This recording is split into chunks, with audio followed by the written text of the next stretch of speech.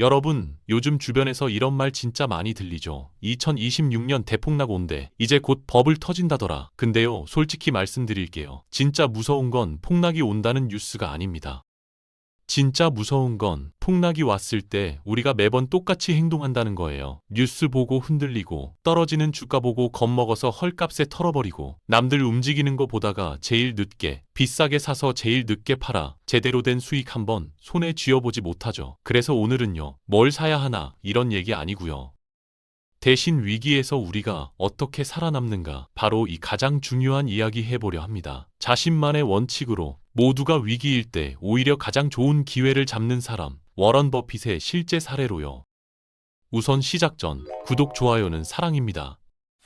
우리는 워런 버핏을 투자의 신으로만 기억하잖아요. 근데 진짜 이분의 정체는 좀 다릅니다. 이분은요, 돈이 들어오는 구조를 설계하는 사람이었습니다.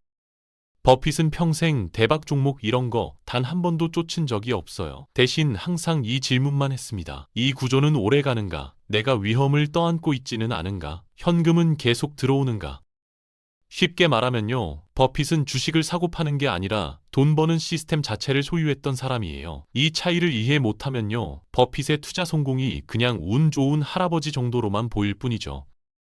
버핏이 첫 사업을 언제 시작했는지 아시나요? 바로 중학생 때예요. 다들 부모님한테 용돈 받고 콧질짤 짜던 그 어린 시절에 이 사람은 사업을 시작한 거예요. 얼마나 비범한 인물인지 한번 보시겠어요?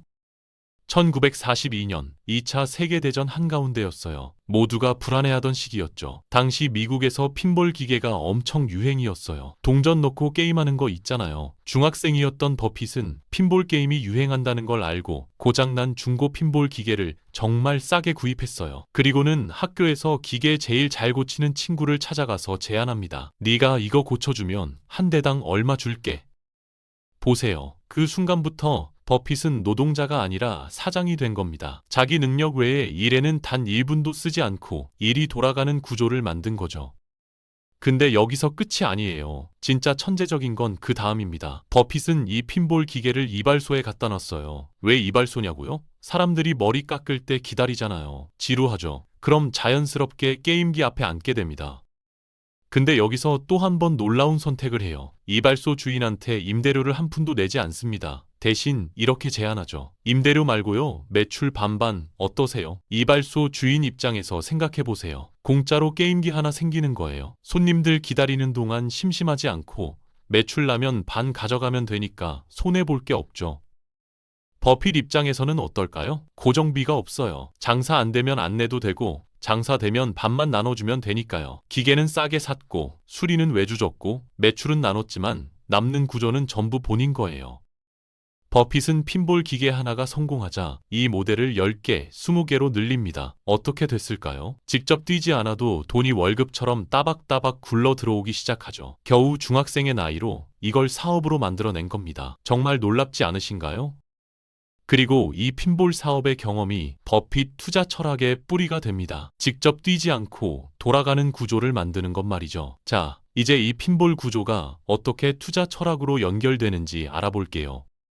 버핏이 투자에서 가장 싫어하는 게 뭔지 아세요? 빚내서 하는 투자, 한방 노리는 베팅, 현금 흐름 없는 사업, 바로 이 세 가지예요. 왜 그럴까요? 핀볼 기계 생각해보세요. 버핏은 빚 안 냈어요. 중고로 싸게 샀죠. 한방 노린 것도 아니에요. 10개, 20개 조금씩 늘렸어요. 그리고 현금이 끊임없이 들어왔습니다. 매일매일 동전이 쌓이는 시스템이었죠. 이게 그대로 투자 철학이 됩니다. 버핏은 주식을 살 때도 늘 이 세 가지 철학을 지켰어요. 이 회사는 현금이 계속 흐르는가, 빚이 많지는 않은가, 한번 대박나고 끝나는 사업은 아닌가. 여기서 버핏의 대표 성공 사례 한번 살펴볼까요? 바로 코카콜라예요. 사람들은 이렇게 생각해요. 안전해서 샀겠지. 근데 버핏이 코카콜라에 투자하기 전 질문은 이것 단 하나였습니다. 사람들이 콜라를 끊을까? 주가 차트 본 게 아니에요. 사람의 행동을 본 거죠.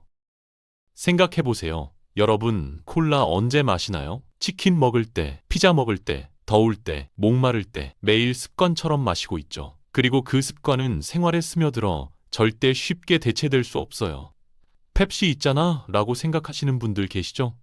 그런데요, 펩시랑 코카콜라는 판매량 자체가 약 3배 정도 차이가 나요. 압도적인 수치죠. 브랜드 자체가 전 세계의 생활 습관이라고 해도 과언이 아니에요. 버핏은 바로 이걸 본 겁니다. 이런 기업은요, 폭락이 와도 살아남아요. 왜냐고요? 가격이 아니라 본질이 남기 때문이에요. 코카콜라 주가가 반토막 나도 사람들은 여전히 콜라를 마십니다. 매출은 계속 나오고 현금은 계속 들어오고 배당도 계속 나가요. 주가는 일시적으로 흔들려도 사업 자체는 멀쩡한 거죠. 이게 버핏이 말하는 해자예요. 쉽게 말하면 성주위에 있는 물길이라는 뜻이에요. 경쟁자가 함부로 못 들어오는 구조. 코카콜라라는 브랜드는 해자가 있어요. 펩시가 아무리 광고해도 코카콜라의 자리를 쉽게 넘볼 순 없죠. 버핏은 이런 대체 불가 사업에만 투자합니다. 다음으로 넘어가 볼게요. 버핏의 투자 성공 사례를 이야기할 때 빼놓지 않고 나오는 기업이 또 하나 있습니다. 바로 애플이에요. 애플에 투자하면 누구나 당연히 성공하지 않겠냐고요? 그런데 여기서 중요한 건 성공 자체가 아니라 버핏이 애플에 왜 투자를 했나예요. 대부분 사람들은 애플 하면 무엇을 떠올리나요? 아이폰, 혁신, 기술력. 근데 버핏 눈에 애플은 달랐어요. 매년 돈을 뽑아내는 구조, 생태계 안에 사람을 묶어두는 회사, 브랜드가 신뢰가 된 기업, 이렇게 본 거죠. 여러분 생각해 보세요. 아이폰 쓰는 사람이 갤럭시로 바꾸기가 쉬운가요? 절대 쉽지 않죠. 왜냐고요? 아이클라우드에 사진 다 있고 앱스토어에서 산 앱들 있고 애플워치 쓰고 있고 맥북이랑 연동되고 이미 애플이라는 생태계에 갇혀 있는 거예요.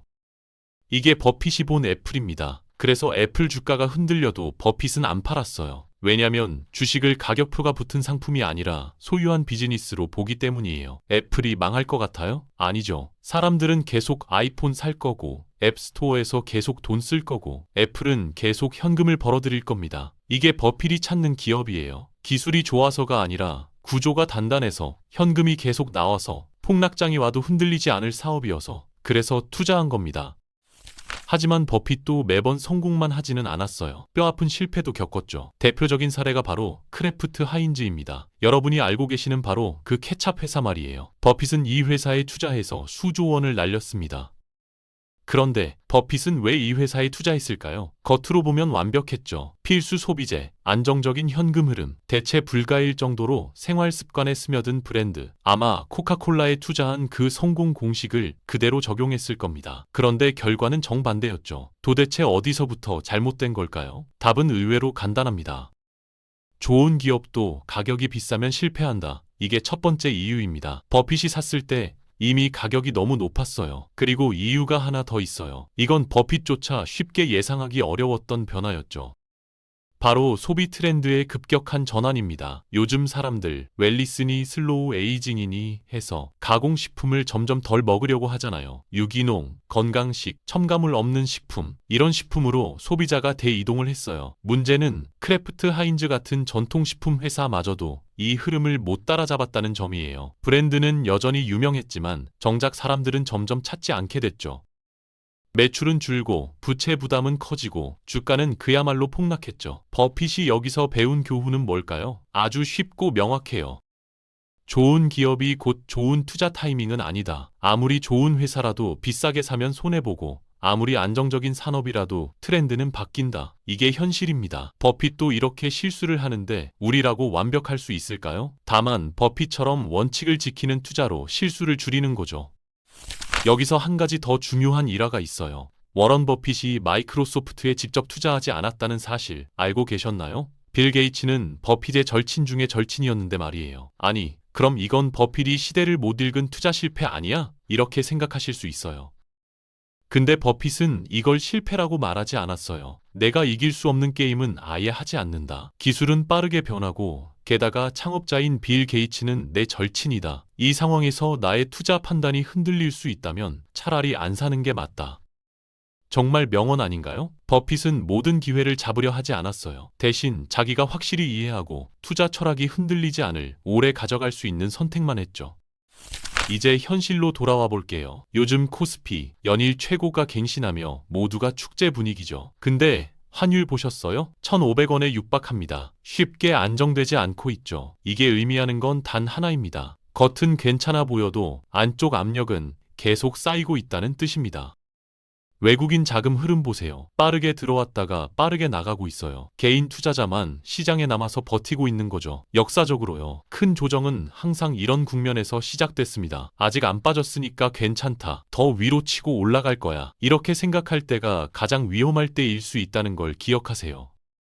2000년 닷컴 버블도 그랬고 2008년 금융위기도 그랬어요. 지수는 버티는데 속은 이미 썩어가고 있는 거예요. 그러다가 어느 순간 와르르 걷잡을 수 없는 속도로 무너지죠. 환율이 안정되지 않는 한 외국인 자금은 계속 빠질 거고 개인 투자자만 남은 시장은 결국 약해질 수밖에 없어요. 그래서 지금 필요한 게 뭐냐면요. 방어 태세입니다. 공격이 아니라 방어. 지금이 바로 워런 버핏처럼 생각하고 투자 철학을 적용할 시기예요. 딱 3가지로 정리해 드릴게요. 첫 번째, 현금 비중을 늘리는 걸 전략으로 생각하세요. 현금은 아무것도 안 하는 돈이 아니에요. 선택권입니다. 비투하고 계신 분, 점검하세요. 무리한 풀매수는 가장 위험한 선택이라는 걸 기억하세요. 두 번째, 종목 줄이기. 제대로 이해하지 않고 남들 따라서 투자한 건 과감히 정리하세요. 이해하지 못했다는 건 그게 정말 기업의 가치 때문인지 버블 때문인지 구분할 기준이 없었다는 뜻이에요. 설명 못하는 회사, 사업 구조가 안 보이는 회사, 유행으로 산 종목. 지금이 정리할 타이밍이에요. 10개 들고 있으면 3개로 줄이세요. 정말로 튼튼한 기업에 집중하는 게 훨씬 낫습니다. 세 번째, 폭락 시나리오를 미리 써놓으세요. 폭락에 대비해두지 않으면 패닉이 올 수 있어요. 그럼 좋은 기회에 좋은 기업의 주식을 살 기회를 잡지 못합니다. 지금 바로 정해두는 거예요. 몇 퍼센트 하락 시 어떤 주식을 매수할지, 무엇은 끝까지 들고 갈지, 무엇은 절대 사지 않을지, 마치 내가 워런 버핏이 된 것처럼 투자 철학을 정해놓는 거예요.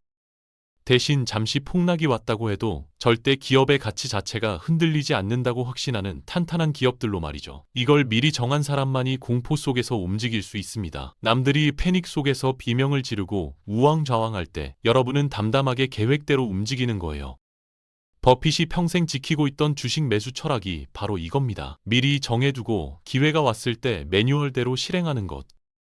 폭락은 재앙이 아닙니다. 시험이에요. 구조를 만든 사람과 가격만 본 사람을 가르는 시험. 워런 버핏은 항상 이 시험을 통과해 왔어요. 여러분이 당장 버핏이 될 수는 없습니다. 하지만 버핏의 철학을 공식처럼 대입하면 위기에서 살아남을 수는 있어요. 현금, 구조, 원칙 딱 이 3가지만 지키세요. 폭락장은 준비된 사람에게만 기회가 됩니다.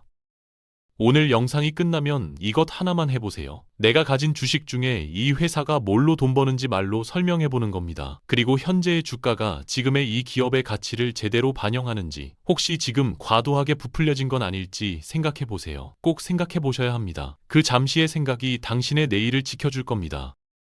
오늘의 이야기가 도움이 되셨다면 구독과 좋아요 부탁드립니다. 다음 시간에도 귀에 쏙쏙 박히는 참 쉬운 이슈 이야기로 찾아뵙겠습니다.